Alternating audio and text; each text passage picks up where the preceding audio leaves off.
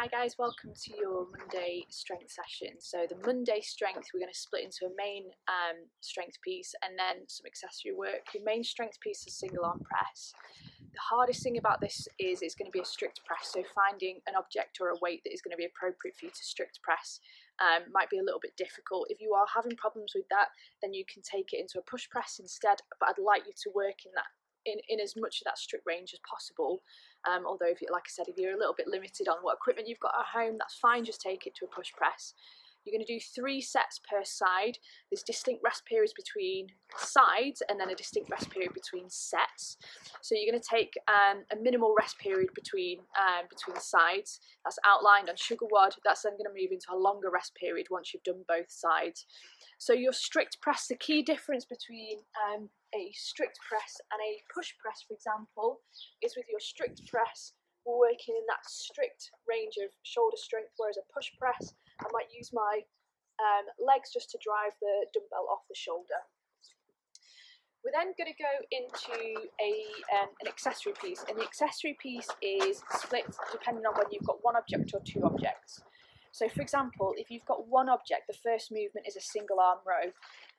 Now what you want to be conscious of with this is your back position. So what we see a lot of in the gym is either people who've arched their back. What happens when we arch the back? We end up getting tight lats, and when we get tight lats, that limits how far I can lift that shoulder up, so that's not good over time. The other positioning problem we see is a rounded back. So you want to make sure that we start in a neutral pelvic position and then I hinge from the hips, making sure I've got a flat back. Now your first option is just a basic single arm row. If you have 2 objects, and they don't have to be 2 objects of the same weight, they don't even have to be 2 dumbbells, you could do a saw row.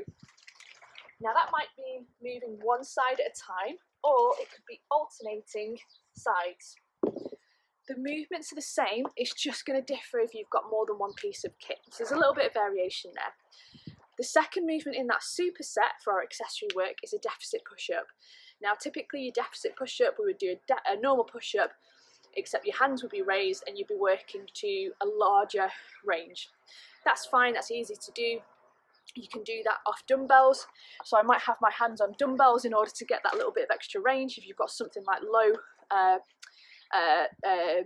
parallettes, you could do it on parallettes. For those of you who've not yet got full push-ups, what I don't want you to do is revert to a kneeling push-up, because the problem with a kneeling push-up is the transfer from strength in a kneeling push-up to a full push-up is very poor because of your lever length.